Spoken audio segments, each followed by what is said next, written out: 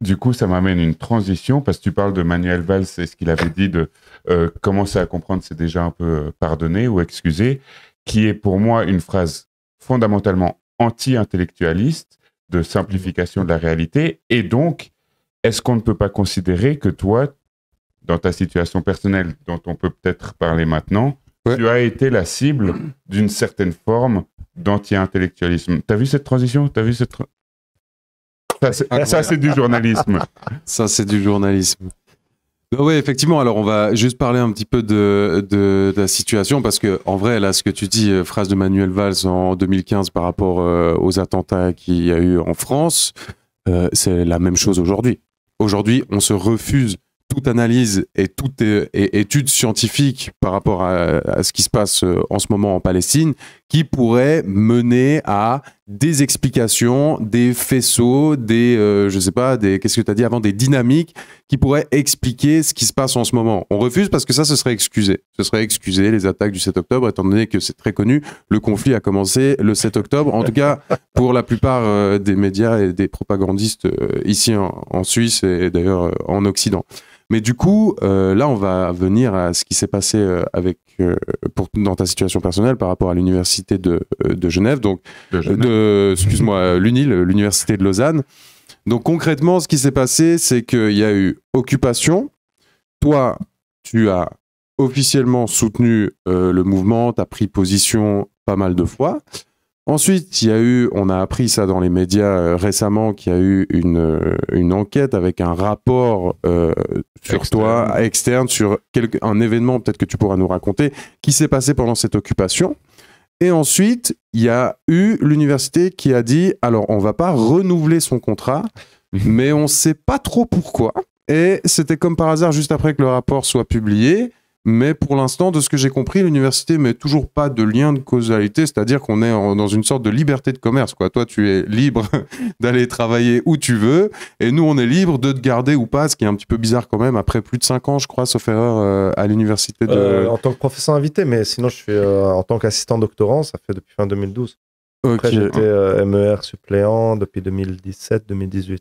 Ok, ouais, donc il te connaissait quand même. D'accord. Alors, on a déjà regardé la vidéo de Forum, mais en gros, est-ce que tu peux nous faire une brève chronologie de ce qui s'est passé et de quelles sont tes revendications aujourd'hui pour que les gens comprennent? En fait, la question, elle a commencé avant l'occupation. Des collègues à moi ont été convoqués par le rectorat de la faculté à la suite de signalements internes. Anonyme sur mes positions à l'intérieur donc de l'UNIL, on a des soupçons peut-être qui sait, sur mes positions publiques sur la Palestine, parce que moi je me suis exprimé, on a parlé de forum le 11 octobre, je faisais un certain nombre de conférences, j'aidais les étudiants, en tout cas j'essayais de les assister, soit à l'intérieur de l'UNIL ou à l'extérieur. Et donc en mars 2011, 3 de mes collègues ont été convoqués pour savoir si j'avais l'expertise scientifique pour parler de la question palestinienne. À quoi mes 3 collègues ont dit oui, il a 2 thèses sur la région du Moyen-Orient. Voilà, il a un certain nombre d'écrits sur la région et ça comprend la Palestine, qui quand même géographiquement se trouve dans cette région. Donc c'était une première tentative à la suite de ce signalement interne d'essayer de m'enlever mon expertise scientifique qui m'empêcherait d'utiliser mon titre de professeur invité dans les médias pour parler de la Palestine. Parce qu'il y a cette règle à l'UNIL, on peut utiliser notre titre si on est expert dans ce domaine. Ce qu'ils ont essayé de me discréditer dessus, et qui a été, rejeté, très justement, et sans me mettre en avant par mes collègues y compris. Donc en mai, on a l'épisode de l'occupation, à laquelle j'ai soutenu, mais que de nombreux collègues également. Et de nombreux collègues ont joué également un rôle de soutien. C'était un moment très important, une très grande fierté d'avoir vu ces étudiants et étudiantes se mobiliser pour finalement dire non à un génocide, pour dire non à une collaboration avec des institutions académiques israéliennes qui violent les droits humains, qui répriment certains de leurs profs parce qu'ils seraient exprimés contre la guerre génocidaire, qui s'attaquent à des étudiants et étudiantes qui s'occupent à ces guerres. Donc, les étudiants devraient plutôt être remercié. Et voilà, parce que je rappelle, dans la charte de l'Université de Lausanne, normalement, il y a cette idée d'engagement citoyen, de transmettre un savoir critique. Donc, ces étudiants, en fait, remettaient des questions absolument essentielles sur comment on comprend l'université, quelle est sa place dans la société, quel rôle. Et tout simplement, encore une fois, pas de deux poids, deux mesures. Swiss Universities Association a pris des mesures directement après l'agression impérialiste, l'invasion russe de l'Ukraine, avec des universités qui soutenaient la propagande russe. Encore une fois, nous, on ne fait pas de différentialisme, on ne fait pas d'exceptionnalisme. Au contraire, nous, on est en continuation avec nos luttes passées, nos revendications, défense des droits de l'homme. L'UNIL s'est défendu de ça en disant qu'en Russie, les universités ont été forcées de officiellement se prononcer en faveur de l'invasion pour Poutine, et qu'en ça, la déontologie scientifique, le contrat scientifique avec les universités tombe de facto, parce qu'on ne peut plus faire de la science si le politique rentre. Alors que les universités israéliennes n'ont pas dit officiellement qu'elles étaient pour les actions de... Là, je sors juste la défense en l'occurrence, de l'UNIL. Ils ont plein de... les syndicats de profs israéliens ne sont pas opposés à la guerre. Sur les campus, il y a toutes des mesures de facilité prises en faveur des soldats de l'armée d'occupation, facilité au niveau des diplômes, répression des étudiants et étudiantes qui exprimeraient une opinion différente de celle de la majorité, répression de profs, etc. Et dont l'Université hébraïque de Jérusalem, avec qui l'Université de Lausanne a des collaborations institutionnelles. Donc ça, c'était en mai. Durant l'occupation de mai, j'ai prêté ma carte, j'ai prêté ma carte à une étudiante qui est une amie aussi, qu'elle puisse se reposer, prier, poser ses affaires personnelles dans mon bureau. Ce qui est officiellement une irrégularité. Certes, je n'ai jamais nié, j'ai toujours dit, mais qui ne mettait pas, comme ça a été dit à la fin dans le rapport final, en danger l'université ou la sécurité de l'université, et qui était surtout basé, ce rapport, sur un témoignage d'une personne qui a énoncé des contre-vérités, que ce soit contre moi, contre le fait que le prêt de carte simplement était fait pour aller acheter des cafés. Non, c'est beaucoup plus commun à des assistants, à des étudiants, à des invités, voilà, à des personnes de confiance. On prête sa carte, tu vas me chercher quelque chose, tu peux te reposer, etc. Et donc l'enquête était ni bonne sur le fond et la forme, et je ne pouvais pas me défendre. On a demandé ils ont refusé l'extension de l'enquête, parce qu'en fait, ils voulaient me terminer avant le 31 janvier, parce que j'avais un autre contrat que j'avais signé en mai 2024 pour le semestre de printemps. Mon cours était inscrit au curriculum depuis des mois, et les étudiants pouvaient encore s'inscrire. Ça, c'est une partie de l'histoire. En octobre, ils m'ont envoyé un mail relativement agressif, me demandant tous mes contrats extérieurs, parce que ma position de professeur invité à l'Université de Lausanne est conditionnée en étant professeur autre part, parce que j'ai tout fourni. Eux, ils m'ont demandé une réponse dans les 10 jours. Je me suis exécuté avec l'aide du syndicat. Ils m'ont plus donné aucune nouvelle après cela. Ni accusé de réception, etc. Alors qu'eux étaient très... voilà. À un moment donné, ils ont même voulu étendre l'enquête. L'enquête dont j'ai parlé pour le prêt de carte, avec des raisons qui n'ont absolument rien à voir avec l'initiale. Quelqu'un d'anonyme, issu des hautes écoles, de la presse, a fourni un post Facebook que j'ai fait, et que j'ai fait, je crois que c'était à Noël 2023, une photo du Christ avec un kéfier. En disant, voilà, il compte toute forme d'oppression. Et donc, extension de l'enquête, mais sans aucune accusation. On met juste la photo. Je dis, mais attendez, si je me présente dans l'avocat, ce que je suis prêt à faire, ce que j'ai déjà fait, donc un avocat externe, de quoi je dois me défendre? Vous me dites, vous faites une extension de l'enquête, j'aurais possiblement violé encore des conditions de mon contrat, mais de quoi? Bon, finalement, ils n'ont pas étendu l'enquête parce qu'ils voulaient me virer, entre guillemets, avant le 31 janvier. Et ils ne reconnaissent pas le contrat que j'ai fait auparavant. Et c'est sans parler que l'Université de Lausanne n'a pas joué son rôle d'employeur par rapport à moi, son employé, de défense de ma personnalité publique. Dans le sens, c'est quoi? Et de remettre, entre guillemets, encore une fois, le village ou la mosquée au milieu du village, que je suis, et c'est pas pour me mettre en avant, mais j'ai une expertise scientifique sur cette région. Quand j'étais attaqué de manière de plus en plus récurrentes par la presse et aussi des fausses accusations. Il y en a même un journaliste qui, lors de son attaque contre moi, entre autres, il dit que j'ai parlé à une manifestation, alors j'ai jamais pris la parole. Il dit durant cette manifestation, il a pris la parole publiquement pour dire ça. Alors je dis oui, j'ai totalement dit ça. En effet, l'État d'Israël est un État d'apartheid basé sur des rapports des droits. Mais j'ai jamais pris la parole lors de cette manifestation. Ça passait. Mais bref, c'est pas l'important. L'université, face aux attaques dont je subissais, attaques, je suis pas un vrai professeur, je suis simple militant, je suis antisémite, etc.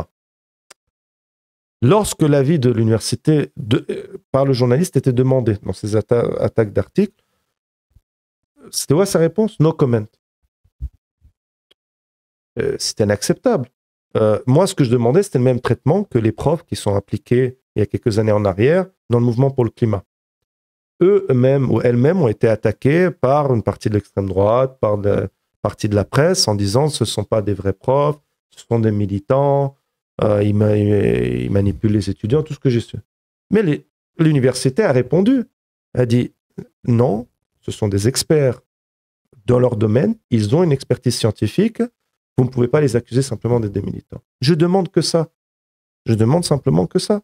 Et de nouveau, on voit le deux poids, deux mesures. L'université qui lance, qui fait appel à la justice parce que des informations du domaine public ont été transmises sur certains profs et autres, et collaborateurs, par rapport à leur collaboration avec des universités israéliennes. Alors que c'est du domaine public.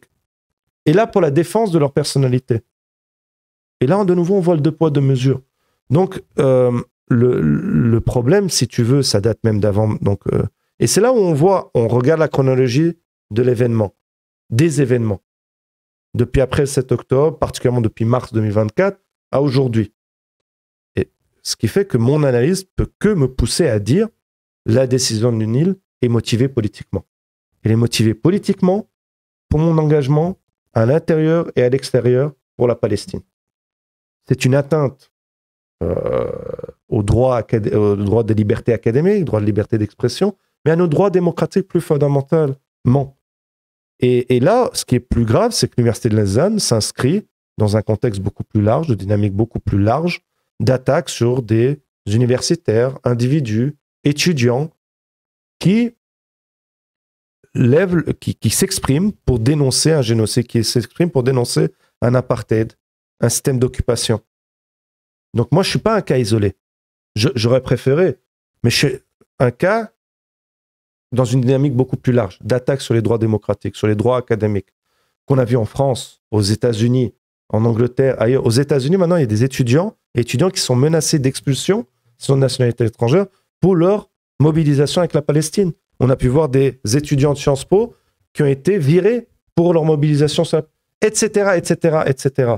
Donc, c'est un scandale dans ce cadre. Et j'ai vraiment envie de dire, à travers mon cas, c'est pas le réduire à un cas personnel, mais à l'inscrire dans des dynamiques plus larges et qui sont très dangereuses pour nos sociétés. Très dangereuses, parce que c'est une attaque sur nos droits démocratiques fondamentaux. Et au-delà de cela, c'est que la direction de l'UNIL a procédé de manière arbitraire quasiment du début à la fin, sur tous les exemples que j'ai donnés, et en contradiction avec la charte qu'elle devrait ou prétend défendre. Il y a une question de Rebelle Suisse, je ne sais pas si tu peux en parler ou quoi, mais qui demande si l'UNIL a agi sous pression politique ou est-ce que c'est par autocensure, mesure de prévention, je ne sais pas. Peur d'avoir justement des critiques, je sais pas. Alors, on ne peut pas nier que nous, à l'Université de Lausanne, on était le mouvement étudiant, prof le plus fort en Suisse, qui a duré 2 semaines. La grande majorité des universités ont subi une répression beaucoup plus féroce au moment des occupations. Se font vider, arrêter et autres. Et durant ces 2 semaines, on avait aussi un grand activisme. Et une collaboration entre profs et étudiants, ce qui faisait notre force, je pense, et qui s'était construite dans les mois auparavant. La direction de l'UNIL a subi une série d'attaques par l'extrême droite, par des médias, notamment suisses allemands, mais pas simplement. En disant vous êtes trop lâches, ils ont été lâches avec moi, mais là ils ont été trop lâches, trop flexibles avec pas assez répressif par rapport à ce qui se passe. Par rapport aux mobilisations, il fallait taper plus fort. On a su qu'à un moment donné le Conseil d'État vaudois aussi faisait en disant il faut régler cette affaire, il faut pas que ça dure et trop. Donc ils ont reçu à ce moment-là des pressions médiatiques, des pressions politique, disons peut-être pas forcément, je sais pas si potentiellement directement, en tout cas un environnement politique et médiatique qui leur disait, et à l'interne, je pense qu'ils ont eu des débats entre un côté peut-être plus répressif. Mais ce qui est certain, c'est qu'après coup, vu cette pression, ils devaient, et qu'ils avaient été perçus en tout cas comme trop flexibles, il fallait rendre un peu le coup du bâton. Et c'est ce qu'on a pu voir après coup. Voilà, saisir la justice par rapport aux étudiants et étudiantes, un certain nombre de choses. On est certains collègues qui ont subi ces enquêtes administratives qui a suivi quelques mois plus tard l'occupation. Et mon cas maintenant. Donc oui, il y a certains signalements internes, une petite pression interne de certains individus. Mais voilà, une direction qui donne pas véritablement un cap, qui veut agir en fonction des pressions qu'il subit, qui peuvent être réelles, supposées ou imagées. Moi, j'ai pas tous les détails en main pour savoir à quel point. Mais ce qui est certain, c'est que au-delà des pressions politiques qu'on peut subir, des pressions médiatiques qu'on peut subir, je pense ce qu'il faut se focaliser pour moi, c'est que c'est inacceptable ces mesures arbitraires, de faire appel à la justice, pour les étudiants et étudiantes, je veux dire, soyons sérieux, j'ai prêté ma carte pour entrer dans un bureau. Pourquoi on m'a pas convoqué simplement?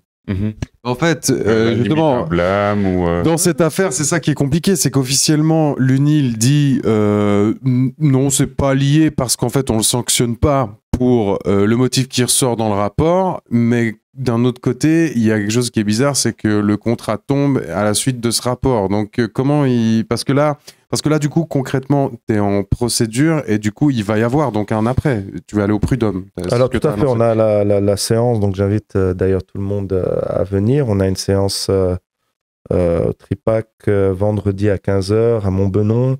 On aura un rassemblement à 14h45 qui sera suivi après la séance de conciliation par une conférence de presse.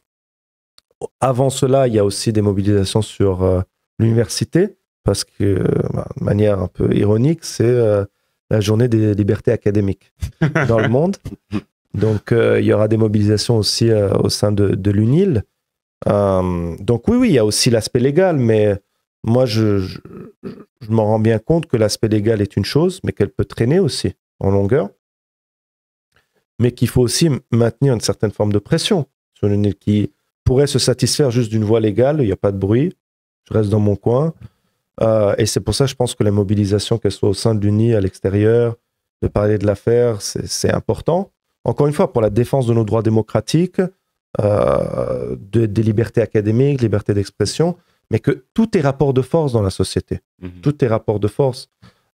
Et de refuser, donc et encore une fois, je voudrais saluer tous les étudiants et étudiantes, les collègues à l'interne ou à l'externe de l'université qui m'ont apporté leur soutien, et vous et d'autres. Mais vraiment, mon message, c'est de dire oui, voilà, ça concerne, entre guillemets, je disais derrière moi, mais on défend une cause beaucoup plus large. Et donc, non, le combat est mené à différents niveaux, j'ai envie de dire. Et du coup, je voulais juste revenir sur un truc qui est sorti à la RTS, justement, qui pour moi est quand même assez scandaleux. C'est que, donc, dans le rapport, il y a une histoire de mail avec, ouvrez les guillemets, donc c'est le vice-recteur, sauf erreur, le service de sécurité de l'UNI est en mesure de fournir.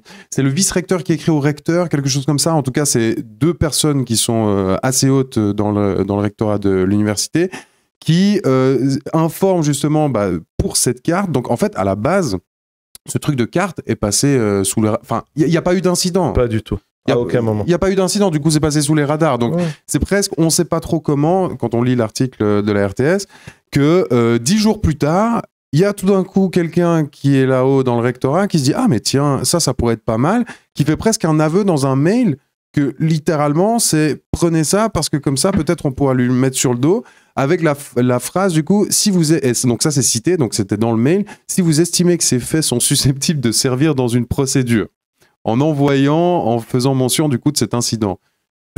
Ça, devant les prud'hommes, le SSP par exemple, ils sont plutôt confiants. Enfin, je veux dire, là, c'est presque une preuve que le prétexte est utilisé pour un licenciement, mais qu'il ne vaut pas un licenciement. Une fois de plus, la preuve en est qu'ils ne t'ont pas sanctionné pour cet événement. Donc... Et bon, je voudrais encore remercier le syndicat du service public qui m'a accompagné depuis le début de l'enquête administrative contre ma part, et aussi mon avocate, qui ont fait aussi un super travail, hein, et vous avez toute une série d'explications de un peu toute l'affaire, toutes les accusations à mon encontre, toutes les violations de droit du travail démocratique à mon encontre par le SSP. Je vous invite à le lire. Disons, honnêtement, ça a été une... Comme ils l'ont bien énoncé, je pense, le SSP, le syndicat, un acharnement administratif, des mesures de prétexte, des signalements internes, donc inconnus, des signalements de la presse sur un post Facebook. Mais donc, demain, quelqu'un n'est pas content, on fait un signalement sans devoir se justifier, puis on prend l'affaire, et puis voilà. Donc non, tout est une série de prétextes. Tout est une série de prétextes. C'est pour ça que je dis, au vu de la chronologie des événements, au vu de l'analyse des faits, mais comment on ne peut pas dire que ce n'est pas de motivation politique? Et au pire, mais le problème, c'est que l'enquête, déjà, de donner une enquête à un bureau d'avocats externe, mais convoquez-moi. Vous avez prêté votre carte? Oui, j'ai prêté ma carte. Vous avez fait une irrégularité. Je le reconnais totalement. Bah, vous avez potentiellement un avertissement que je peux contester ou pas. Dans le cadre là, c'est que je peux même pas contester le fait que j'ai violé gravement ou moyennement grave, j'ai fait une violation grave ou moyennement grave de mes obligations contractuelles. J'ai mis en danger l'université. J'ai pas le droit de défendre. Pourquoi? Parce qu'il n'y a pas de sanction disciplinaire. Mais ça reste le fait que j'ai violé gravement au moyen ça reste. Et puis on me dit que j'ai pas de sanction disciplinaire, donc je peux pas me défendre de ça. Et pour me dire, finalement, on ne prend pas donc, de sanctions, mais on ne te renouvelle pas ton contrat. Mais j'ai renouvelé mon contrat en mai 2024. Mon cours est annoncé, etc. Donc, c'est pour ça que je vous dis, toutes les mesures, les procédures, honnêtement, s'il ne fallait pas... la situation étant telle, on en rirait. On en rirait de la manière de toute cette arbitraire mesure qui va à l'encontre de la base du droit du travail, de la possibilité d'un employé de se défendre, etc. Donc, et c'est pour ça que je vous redis, c'est très clairement un prétexte à des fins de motivation politique qui sont inacceptables. Par rapport au prétexte, je ne sais pas si tu as vu, il y a un journaliste de Watson, bon, un journaliste déchet, hein, on s'entend, mais qui t'a comparé à Al Capone, en disant, parce que tu sais, Al Capone, la police américaine n'a pas réussi à l'arrêter pour ses faits de criminalité, mais l'ont arrêté pour des faits de fraude fiscale. Et il t'a comparé à Al Capone en disant, bah oui, certes, c'est un prétexte, la question du badge, mais c'est parce que les faits qui lui sont réellement reprochés est grave, on n'avait pas suffisamment de preuves pour l'arrêter. Et je trouvais que te comparer à Al Capone, est-ce que tu te sens être une figure de la criminalité organisée en Suisse aujourd'hui? Alors, il faudrait définir ce qu'on entend par criminalité, parce que criminaliser, vu que malheureusement, hein, les mouvements de contestation sont de plus en plus criminalisés. Non. Loin de là, non, mais disons, bon, j'ai pas envie de faire trop de pub à ce personnage. Je sais pas si on peut appeler journaliste sérieux. Non. Mais de nouveau, si on regarde l'article, le problème, c'est que les accusations sont de nouveau faites sans preuve. Le fait de simplement d'être accusé de militant, bon, Encore une fois, je vais refaire un truc de base, mais c'est vraiment ce qui se passe avec moi. Je suis un militant lorsque je critique la politique de l'État israélien.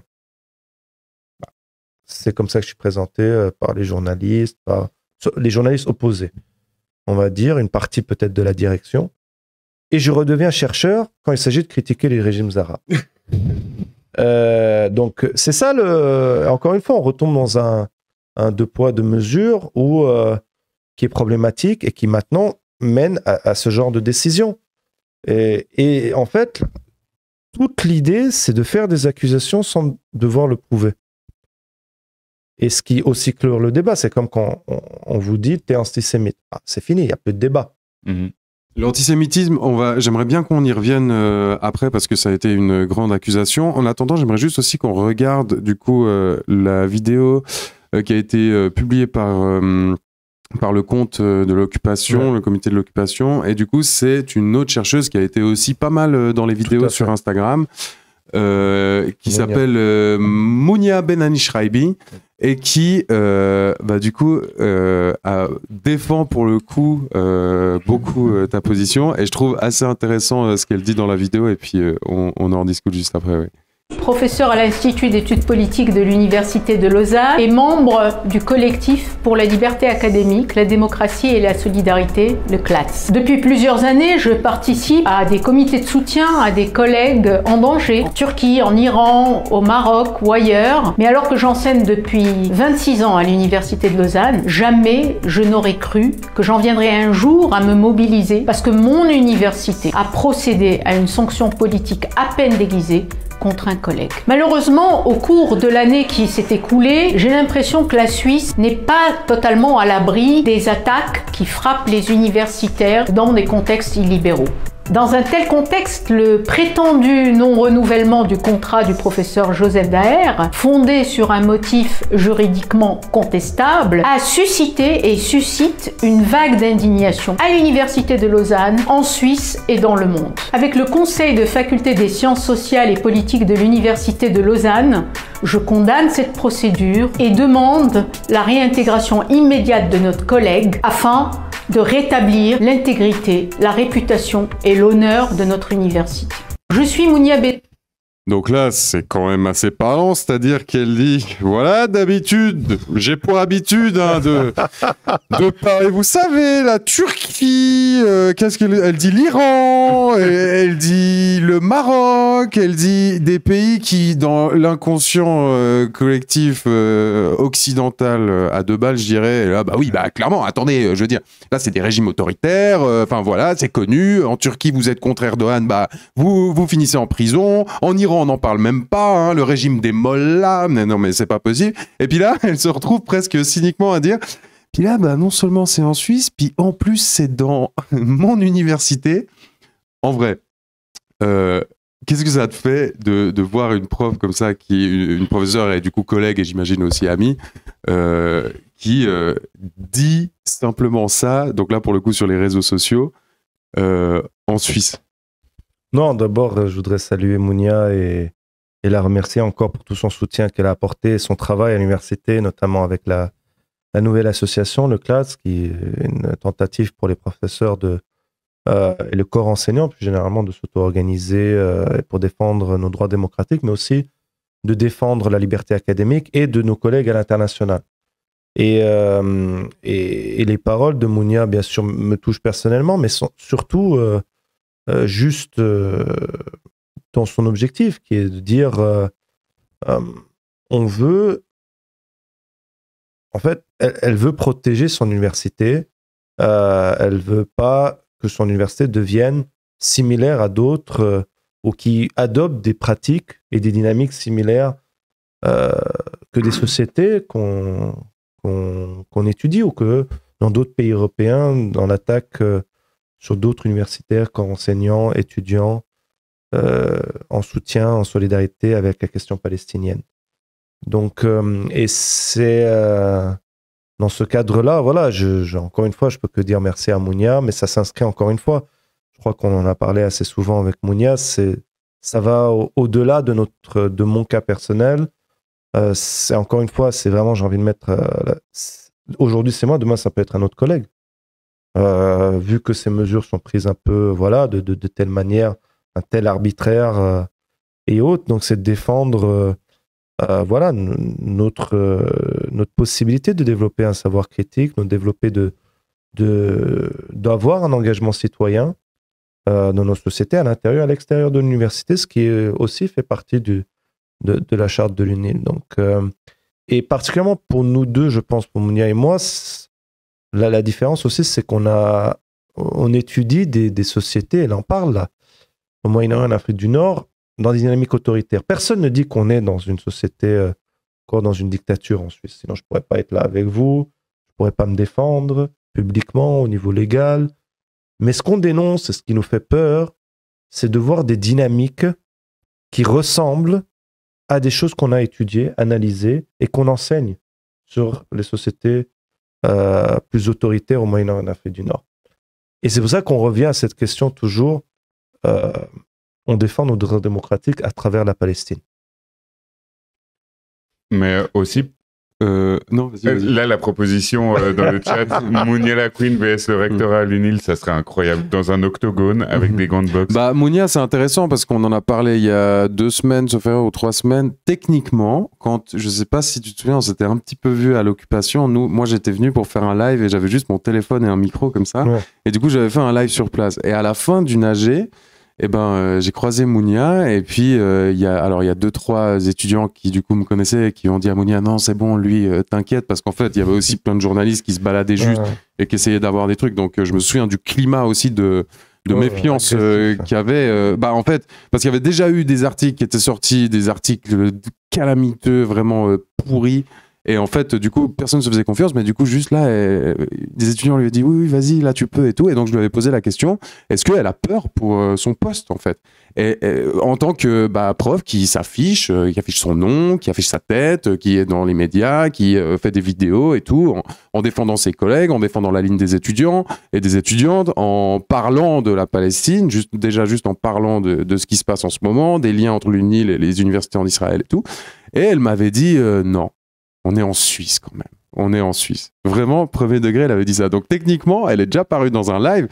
Et puis, c'est assez incroyable parce que, en fait, c'est toujours comme ça. Dans le sens où, moi, pour être honnête, tu pourras dire ton avis après, mais moi, pour être honnête, ce qui s'est passé avec toi, quand j'ai appris que tu n'allais pas être reconduit, en fait, il y a cette sensation bizarre entre ça m'a d'un côté pas étonné, et d'un autre côté, ça m'a choqué quand même parce que on veut jamais y croire. Une fois de plus, on se dit voilà, on est en Suisse. Mais moi, c'est comme par exemple le PFL où ils se sont fait dégager à coups de policiers qui tirent des étudiants comme ça.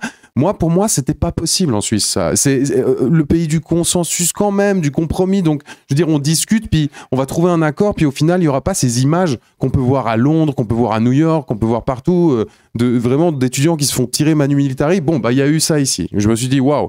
Puis là, en fait, ton cas. D'un côté, on veut pas y croire, puis en fait, quand ça arrive, on se dit, oui. Et du coup, je lui avais déjà posé la question, puis elle m'avait déjà dit, mais non, t'inquiète, pas du tout. Puis là, du coup, je pense qu'elle a dû être aussi un peu dans cette sensation de, en fait, on est quand même un peu choqué, puis c'est grave ce qui se passe, quoi. Non, t'as totalement raison. Je pense que, en tout cas, je pensais pas, même moi, que ça serait de cette manière. Je pensais qu'ils allaient chercher encore d'autres choses.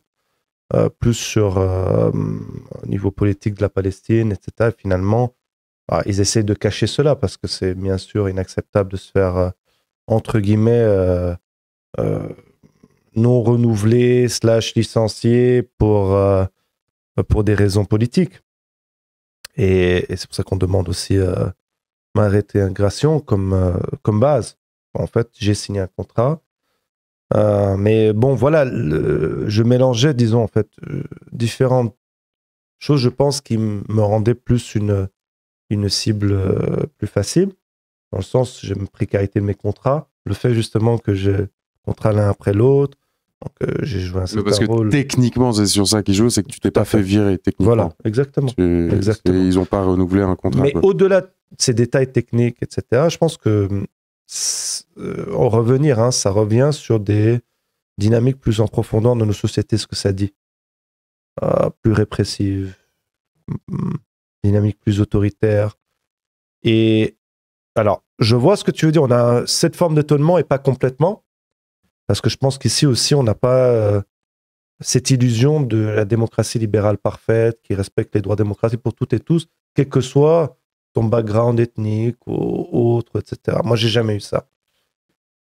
Par contre, on se rend de plus en plus compte que, et particulièrement, je dirais depuis le 7 octobre, que l'idéal démocratique libéral a quand même perdu beaucoup, même de sa manière d'attirer peut-être des personnes qui ne vivaient pas forcément dans la société, ou même au sein de nos sociétés. Je me rappelle lors d'un autre podcast que j'avais pu faire, me dit, mais à travers le 7 octobre, en fait, on est sorti de la grotte.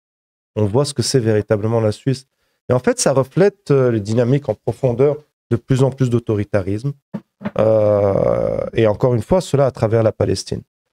Donc, c'est encore revenir sur sortir du coin isolé pour voir des dynamiques plus larges dans la société. Donc, étonnement, à moitié, pas d'illusion dans la démocratie libérale, et une démocratie libérale qui ses principes à énoncer sont remis en cause dès que on perçoit des mouvements sociaux qui peuvent remettre en cause des intérêts d'une partie de la classe dirigeante. Mais aussi... Oh. Mais aussi, c'est hyper important ce que tu dis, parce que on peut avoir l'impression que c'est des cas individuels et que c'est des accidents de parcours de la part de l'Uni de Lausanne, etc. Mais aujourd'hui, quand on voit encore Trump, ce qu'il fait par rapport aux universités aux États-Unis, où il interdit l'utilisation de certains termes, où il coupe les fonds pour des instituts bien précis. Quand on voit aussi en France, par exemple, le ministre de l'Intérieur qui conteste des chiffres provenant de la recherche académique sur la criminalité liée à l'immigration. Orban aussi en Hongrie, qui n'est pas le plus grand fan des milieux universitaires. C'est important de voir que ça n'est pas que lié à la Suisse, à l'UNIL, et aussi que certainement que la question palestinienne a potentiellement été un accélérateur ou a mis en exergue ce problème-là, mais qu'il était déjà en chemin avant ça. Et c'est pour ça aussi que je comprends que le terme souvent est utilisé à mauvais escient et qu'il faut faire attention au terme. Mais pour moi, les attaques anti-intellectuelles et contre le système académique est une porte d'entrée vers soit de l'autoritarisme, voire du fascisme. Et pour moi, Trump, c'est clairement dans cette direction-là que ça se mène. Ça ne veut pas dire que la Suisse va également tomber dans le fascisme, mais en tout cas que ça suit cette logique-là. Non, encore une fois, on peut parler d'anti-intellectualisme, mais qui s'inscrit plus largement dans un déni de droits démocratiques fondamentaux. Et c'est de dire, on sait qu'on n'est pas encore dans un régime autoritaire, par contre qu'il y a des dynamiques qui peuvent s'inscrire vers cela. Et ce qui est certain, c'est que si on ne fait rien contre, si on ne se bat pas contre ces mesures arbitraires, autoritaires, que ce soit au niveau de l'université, de notre travail ou de la société plus largement, les classes dirigeantes, elles ne voient pas de raison de ne pas continuer. Ils n'ont aucun intérêt à avoir une plus grande démocratisation. À travers l'histoire, aucun droit démocratique n'a été obtenu par, entre guillemets, un débat intellectuel ou parce que les classes dirigeantes bourgeoises ont dit oui, c'est vrai quand même, il faudrait laisser les classes populaires voter. C'est pas vrai. C'est intéressant ce qu'ils disent, les gueux, là. Intéressant. On peut leur laisser le droit de vote. La Révolution française, qui est souvent citée comme exemple d'une révolution bourgeoise. C'est faux de dire que les révolutions bourgeoises ont voulu donner les droits démocratiques. Ça a été obtenu par la suite, par des luttes par en bas. D'abord, c'était une volonté de mettre en place un régime. Ceux qui payent des taxes, donc une petite minorité de gens, avaient le droit ou accès à ce moment-là à peut-être participer à la chose publique. Mais pour la plupart des... Non, c'était la lutte. De même, des mouvements par en bas. De même que le droit de vote des femmes, c'est venu à cause des luttes qui ont été menées par les femmes. Et surtout dans ce pays. Dans ce pays, étant donné que c'était hier. L'AVS, droit de chômage, les vacances. Donc, et c'est là où on voit que l'histoire n'est pas linéaire. Ça ne va pas vers plus de progrès. C'est tous tes rapports de force. Donc là, on est en retour en arrière. Et il faut faire attention. On regarde le droit à l'avortement aux États-Unis. Donc, et c'est la même chose partout, y compris la Suisse. Les lois qu'on a votées, il y a quelques votations sur la question de l'antiterrorisme remet en cause certains droits, ou pourrait potentiellement remettre un certain nombre de droits démocratiques en cause. Donc ce qui est important, c'est de voir que si nous, on ne s'organise pas pour défendre nos droits, qu'ils soient démocratiques, sociaux, c'est la même chose sur la question de la retraite et autres, si on ne défend pas nos droits, ils vont être attaqués constamment. Et c'est pour ça que c'est important de réagir. C'est important de réagir, de s'organiser et autres. Donc, oui, on est dans un climat politique où il y a deux pôles dominants. Malheureusement, le néolibéralisme autoritaire à la Macron, Biden et autres, et qui pavent la voie par leur politique à l'extrême droite et un pôle nauséabond, disons. Je ne vais pas rentrer maintenant dans un débat de terminologie, est-ce que c'est du fascisme, est-ce que c'est pas du fascisme. Mais il y a des dynamiques. Nous, on s'emmerde pas ici, on dit international fasciste. Hein, voilà, c'est comme ça que ça se passe. Donc voilà. Mais c'est à nous de constituer ce pôle alternatif pour défendre nos droits démocratiques et sociaux. Mais alors justement, quand tu dis c'est important de s'organiser, de ne pas laisser le champ libre à la droite bourgeoise qui veut détruire toutes ces avancées, qu'est-ce que tu conseilles ? Comment est-ce qu'on s'organise ? Pas comment est-ce qu'on s'organise d'un point de vue macro, mais on regarde ce live Twitch, on est derrière son écran, ça nous touche ce qui est dit et on a envie de s'organiser. Est-ce que c'est directement dans un parti politique, dans une association ? Enfin, qu'est-ce qu'on fait ? Alors, bon, moi, je ne vais pas vous dire tous de rejoindre le parti politique dont je fais partie. Ouais, tu peux. Non, je ne pense pas que le parcours, le plus important, c'est de faire des expériences militantes en commun, que ce soit sur son lieu de travail, à l'université, qui va mener à des politisations. De constituer ce que j'appelle des fronts unis.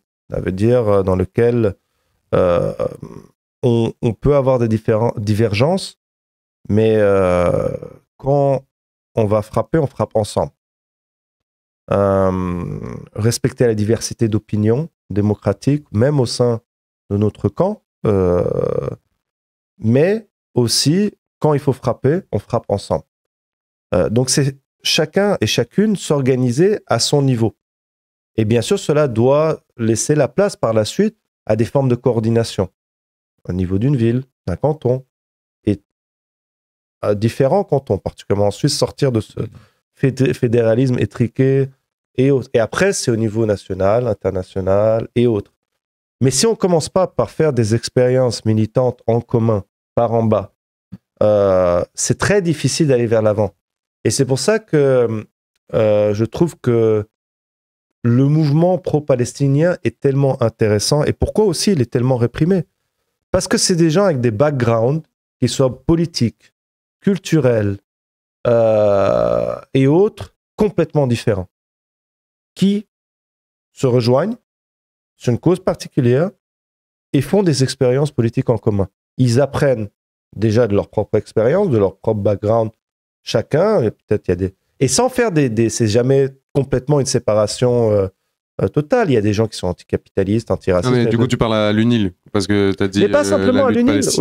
Oui, lutte palestinienne à l'UNIL, mais en dehors aussi. Dans le monde... Ben oui, dans le monde, on a vu aussi des gens qui, avec des backgrounds différents, on a des anticapitalistes, des écologistes, des jeunes issus peut-être plus de quartiers défavorisés, issus de la migration. Dans le sens, là, tu inclus aussi ce qui se passe sur le terrain ? Oui, surtout sur le terrain. Sur le terrain à Gaza et en Cisjordanie. Je parlais dans nos sociétés. La lutte dans nos sociétés. Ouais, dans nos sociétés, parce que chacune a des tactiques et stratégies différentes. Ouais. Vous allez dire aujourd'hui à Gaza, il faut faire une grève, ça c'est le plus important. Bon, les gens c'est justement ça, il y a des handicapés, ils essayent peut-être juste de bouffer. Non, on parle, alors, si on soit précis, c'est ici, moi je parlais de la Suisse et des démocraties de type libéral. C'est, voilà, s'organiser à la base, mais à avoir des coordinations, renforcer nos syndicats, mais à la base toujours. Ça ne peut pas être des directions, qu'elles soient syndicales, de partis politiques et autres qui décident. Voilà, il faut une dynamique à la base. Et de encourager des regroupements dans des formes de fronts unis. Encore une fois, ça ne veut pas dire qu'on enlève notre indépendance. De réfléchir, mais l'indépendance de réfléchir, elle est plus forte dans un collectif. Parce que si vous réfléchissez tout seul de votre côté, vous pouvez être le plus radical, ça n'a pas d'effet. C'est qu'on confronte ces idées, qu'on confronte ces expériences, et on les apprend ensemble pour pouvoir construire cette alternative. Donc c'est ça, c'est de commencer par la base vers le haut. Moi, je suis quelqu'un qui profondément croit que c'est encore possible d'avoir des changements radicaux par en bas. Quand l'idée de révolution, elle a disparu après les années 90, il y a eu le mouvement intermondialiste, mais elle a véritablement réapparu. Et les idées même, alors que l'Union soviétique, pas du tout représentait pour moi un idéal. Au contraire, c'est un système autoritaire, inégal et autres. Mais à la fin de l'Union soviétique, c'était un peu comme l'historien conservateur Fukuyama avait dit, la fin de l'histoire. Et on s'est rendu compte que non. Et l'idée de révolution est redevenue populaire, du changement massif par en bas, par les processus révolutionnaires du Moyen-Orient et Afrique du Nord. On a vu des millions de personnes, quand ils se mobilisaient, et même parfois des grèves massives, faire tomber des dictateurs qui étaient 30 ans en place. Alors après, on peut discuter, est-ce que c'est des révolutions qui ont permis un véritable changement du système politique ou ça? Non, mais il y a eu changement, et ça a eu une inspiration au niveau international. Il faut se rappeler le mouvement Occupy. 700 villes à travers le monde est parti de l'expérience que vu les gens de Tahrir, l'occupation de Tahrir et autres, au Caire, exactement. Donc, ça peut paraître des fois idéaliste, mais pour moi, c'est pas idéaliste. C'est une question de comment construire ce rapport de force, ce pôle alternatif, mais ça passe par une construction des résistances par en bas, des expériences en commun, sur nos lieux de travail et autres. Et après, monter en grade. Mais il faut faire d'abord ces expériences. Parce que, alors moi, en plus, entre guillemets, prof d'université, bien sûr, toutes les lectures, il faut de la théorie pour s'entraider. Mais je veux dire, une occupation, ça augmente la conscientisation des gens, l'accumulation d'expériences, plus que un certain nombre de livres. Moi, ce que j'ai vu, de vivre des révolutions, ça vous fait voir les contradictions, les réalités dans lesquelles on vit, les équilibres des forces, les rapports de force. Ça vous fait un boost, mais que c'est des années d'expérience qui sont accumulées en une petite période. Non, mais c'est vrai que c'est hyper riche. Je me souviens quand on était allé. En fait, c'est vraiment une effervescence, un vivier à penser qui est incroyablement précieux. Et d'ailleurs, tu étais beaucoup avec les étudiants.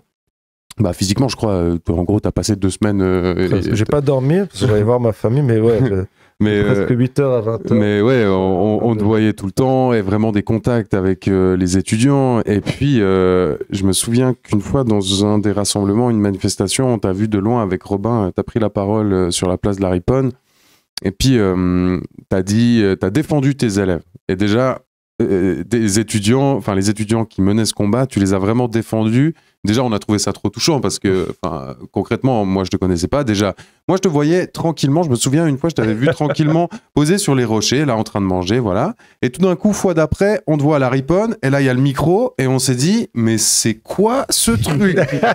Parce que là, le mec tout gentil, ça rigolait plus du tout. Ah non, ça filait droit. Ça filait très, très droit, colonel, comme ça. Et vraiment, c'était justement pour défendre tes étudiants. Ouais. Et tu parlais de certains journalistes et puis des attaques courantes qui se font en antisémitisme contre tes étudiants, et tu avais vraiment mis le point en disant que c'était des accusations absolument scandaleuses, dégueulasses contre tes étudiants pour essayer de discréditer le mouvement. Et du coup, effectivement, moi je pense, Rima Hassan à Fribourg le disait aussi, que c'était l'accusation qui en vrai était l'accusation qui l'a touché le plus. Et que là, elle a des procès pour ça, parce que tout le monde l'attaque en antisémitisme. Jusqu'à maintenant, elle les gagne, mais en fait, tu dois tellement tout le temps être sur tes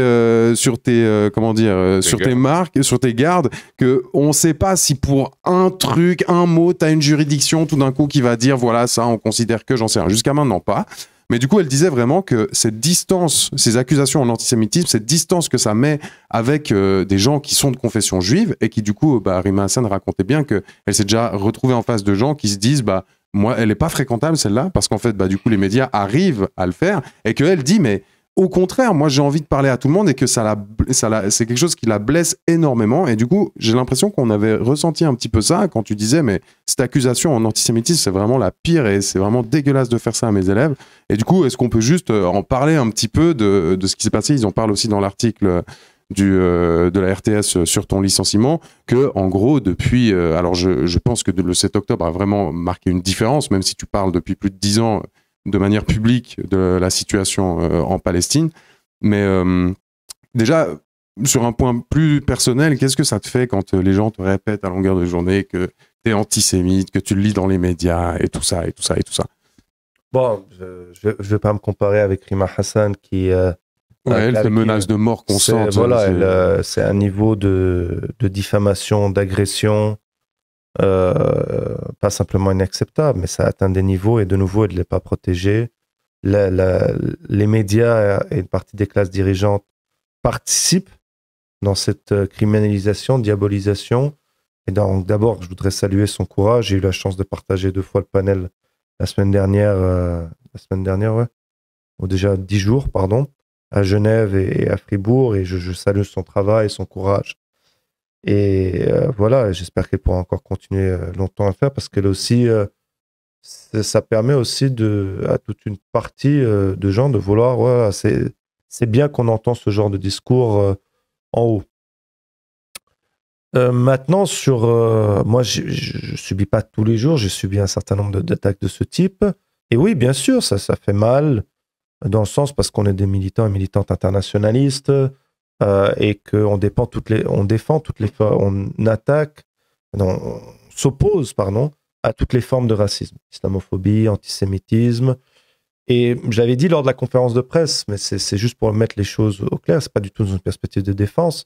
Moi, j'ai toujours mené ce combat de manière très claire face à l'antisémitisme. Je suis allé tracter devant, à l'époque où encore certains, voilà, ils voyaient d'un côté Dieudonné, Soral, j'allais tracter devant les spectacles de Dieudonné, condamné, on organise des conférences, condamné très fortement Soral, etc. Donc j'ai aussi un long combat contre l'antisémitisme. Et c'est encore une fois pas sur une question de défense, mais si ces journalistes avaient fait un peu leur boulot. Mais c'est là aussi on voit que l'accusation sert en fait encore une fois de prétexte pour une attaque politique sur la défense des questions des droits des Palestiniens et Palestiniennes. Juste un mot aussi sur la question des étudiants. Moi, je pense que c'était juste inacceptable. Le mouvement étudiant, qui est, encore une fois, c'est un mouvement qui s'inscrit dans une usine noire de lutte, dans les universités. On a aux États-Unis, on a en Europe, en Suisse, soit contre la guerre contre le Vietnam, pour soutenir le mouvement civil, politique antiraciste, contre la guerre en Irak et autres. C'est des jeunes qui voudraient célébrer pour s'être opposés, encore une fois, à un État qui viole le droit international, qui commet un génocide, qui est un État d'apartheid, de la même manière qu'on devrait célébrer les jeunes avant, qui sont maintenant moins jeunes, qui se sont soulevés contre l'apartheid d'Afrique du Sud. C'est un mouvement que quand même, on a essayé de décrire comme violent, alors qu'au contraire, il était au contraire d'être violent. C'est un mouvement pacifique, l'occupation d'une université. On a un mouvement qu'on a accusé d'antisémitisme, d'attaquer des étudiants à cause de leur confession. C'était complètement faux. Donc des diffamations, de dire qu'ils étaient antidémocratiques, alors qu'ils montraient des capacités d'organisation, pas toujours avec des facilités, c'était parfois compliqué. Il y avait une à deux assemblées générales, mais qui prenaient des décisions collectives. Moi, j'avais écrit là-dessus dans le courrier. C'est un modèle. C'était des modèles avec toutes les... C'était une expérience démocratique. Voilà, exactement. Exactement. Avec des difficultés, des défis et tout ça, mais en aucun cas avec toutes les attaques diffamatoires qu'ils ont dû subir. Et de participer dès lors à une forme de criminalisation. Parce que quand on dit ça, si on dit que vous êtes violent, que vous êtes antisémite, en fait, vous dites, s'ils sont violents, antisémites, antidémocratiques, pourquoi on ne les dégage pas des universités? Donc ça participe aussi à une mesure de criminalisation. Donc pour moi, c'était important, voilà, pas simplement parce que je suis en partie le prof de certains, ou j'étais en partie, mais encore de revenir sur des questions de base de droits démocratiques et de s'opposer à des mesures de répression, de criminalisation, et bien sûr s'opposer à une partie de la presse mainstream qui oubliait toute forme de déontologie, mais c'est pas qu'elle a oublié, c'est qu'elle joue un rôle politique dans cette société. Et donc, les journalistes ne seraient pas neutres et apolitiques. Mais nous, on se tue à le répéter là tout le temps. mais apparemment pas. J'ai vu de plus en plus de peut-être on va gentiment couper, ou bien parce qu'en plus demain toi tu as une grosse journée, donc on va pas même si on adore, hein, on passe un super moment, mais juste peut-être du coup pour finir avec cet antisémitisme, j'ai vu de plus en plus de gens là qui se lèvent dans les médias, principalement aussi sur YouTube. J'ai vu de plus en plus de gens qui reviennent avec ce qui a été sorti juste après les attaques du 7 octobre, en expliquant, notamment en France pour la France insoumise, hein, mais en expliquant en quoi de faire la distinction entre sionisme et juif, et religion juive, c'est problématique. Et c'est du coup antisémite, en fait. Parce que c'est ce que tout le monde se tue à dire. Les gars, on critique un gouvernement, un état d'apartheid et un état génocidaire. Et nous, on dissocie ça de la religion juive. Et d'ailleurs, c'est vous qui, en essentialisant à chaque fois les juifs à Israël, en les rapportant à Israël, c'est vous qui faites des parallèles antisémites, parce que comme tu l'as dit en début de ce live, les juifs ne sont pas un et unique, en fait. C'est une religion comme une autre qui a évolué, qui a son histoire et qui, du coup, est plurielle. Donc, arrêtez de ramener tout le temps ça à un État qui, aujourd'hui, est sioniste. Et c'est ça qu'on dénonce. Et j'ai vu de plus en plus de gens qui parlent de ça comme étant problématique. Du coup, qu'est-ce que tu réponds? Je crois qu'il y a deux dynamiques principales. C'est d'abord, déjà qu'on banalise l'accusation d'antisémitisme, ça affaiblit la véritable lutte à mener contre les différentes formes d'antisémitisme. C'est-à-dire, si on accuse tout le monde d'être antisémite, en fait, on va banaliser la lutte contre les véritables antisémites. Donc ça, c'est déjà un premier problème. La deuxième chose, c'est que comme tu dis, cette volonté d'égaliser ou de mettre sur un même plan juif et État d'Israël, le premier producteur de cela, c'est l'État d'Israël. Deuxième, c'est les élites occidentales aussi, qui encouragent ce genre d'égalisation. Quand on voit Macron, par exemple, dire ou inviter pour les raves du Val de Crif et tout ça, le Premier ministre israélien. Alors qu'Israël n'était pas encore fondé. Donc ça veut dire quoi? Juif égale représentation de l'État d'Israël. Aussi les élites occidentales qui disent le nouvel, et ça avait commencé aussi par certains académiques, qui montrent encore une fois que le terrain de l'académie n'est pas neutre, l'antisionisme, et le nouvel antisémitisme de gauche. Et c'est exactement, c'est ça que je vois, qu'il y a des gens qui réavivent un peu cette pensée en ce moment. Donc ça objectif à valeur politique, mais c'est de nouveau là on revoit, c'est pas simplement une question de lobby pro-israélien de certaines arcanes, mais c'est aussi cette politique de vouloir égaliser sert aussi les politiques des élites occidentales qui se servent de cela. Bien sûr, pour des attaques encore dans ce cadre islamophobe, parce que ce qu'on oublie de dire, c'est les plus islamophobes, les plus patriarcaux. Dans ce type d'accusation, on parle toujours des populations arabes / musulmanes aussi. Et c'est aussi une manière de criminaliser le mouvement Palestine, les personnes, etc. Donc ça, c'est la problématique, la motivation politique. Et surtout, c'est oublier, il y a toute une historicité, la diversité des populations juives politiquement, jusqu'à la Deuxième Guerre mondiale, et je dirais potentiellement même jusqu'en 67, en 48-67, il devient hégémonique, mais jusqu'en 48, en tout cas, le sionisme comme idéologie politique au sein des populations juives européennes est minoritaire. Le seul ministre anglais qui s'est opposé à la déclaration Balfour en 1917, soutenu par le gouvernement anglais, donc d'un foyer national juif en Palestine, c'est le ministre Montaigu, qui est un libéral anglais de confession juive. La majorité des personnes de confession juive étaient dans les partis de gauche, le Bund, parti bolchevique, étaient dans les partis libéraux et autres. Et on voit que l'émigration pour fuir, en fait, les pogroms d'Europe de l'Est, la montée de l'antisémitisme fin du 19e siècle, y compris dans l'Europe occidentale, le type France, après l'affaire Dreyfus, c'est pas vers la Palestine. C'est vers l'Angleterre et les États-Unis surtout. Et c'est par la montée, en fait, du fascisme, du nazisme dans les années 20-30, et la fermeture des portes de l'Angleterre, des États-Unis, qu'ils ont fait de plus en plus le choix d'aller en Palestine occupée, sous le monde anglais.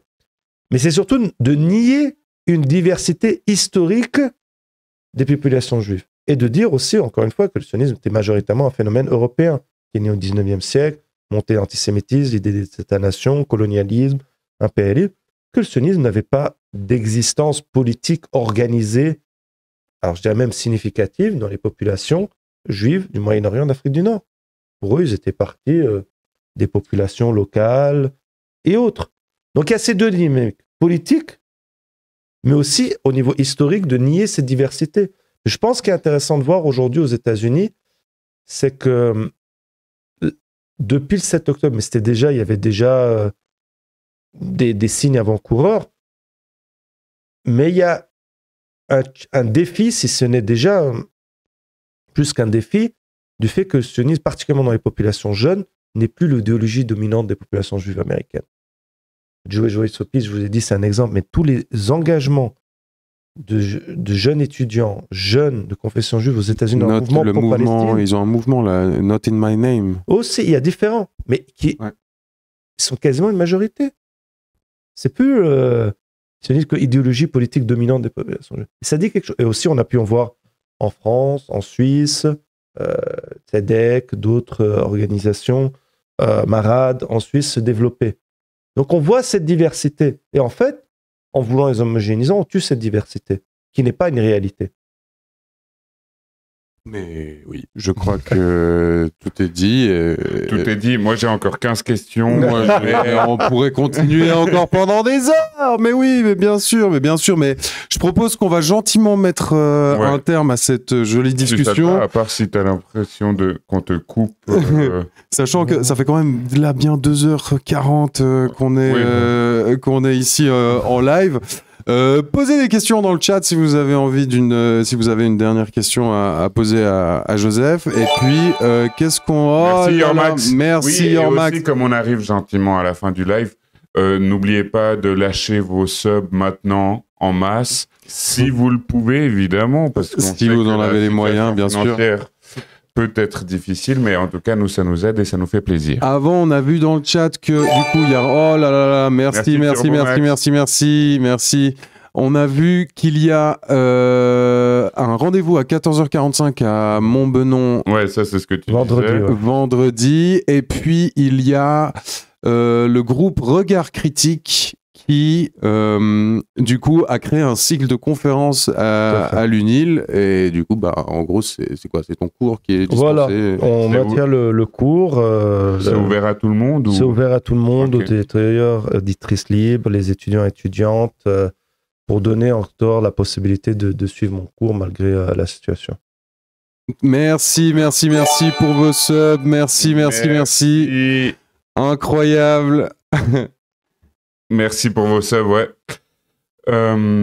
Merci beaucoup. Yes. Avant qu'on coupe le live, moi je pense, si ça te convient, que notre live serait super également sur YouTube. Du coup, il faut juste qu'on fasse une petite pause pour la caméra, tu sais, pour la miniature. Ah ouais, petite photo. Donc, qu'est-ce que tu préfères, le peace, le poing en l'air, ou on pose pas, on regarde juste très sérieusement la caméra? Non, on peut faire, si vous voulez, le point. Le point. Et voilà, on a la miniature. Super. Let's go. Merci. Top. Trop bien. Est-ce que... Ouais, non, vas-y, t'as une dernière question, quelque chose? Non, c'est... En général, on finit le live en mettant une musique. Ouais. Est-ce que t'as envie de mettre une musique en particulier? Comme fin de live? Là, il n'y a rien qui me vient à l'esprit.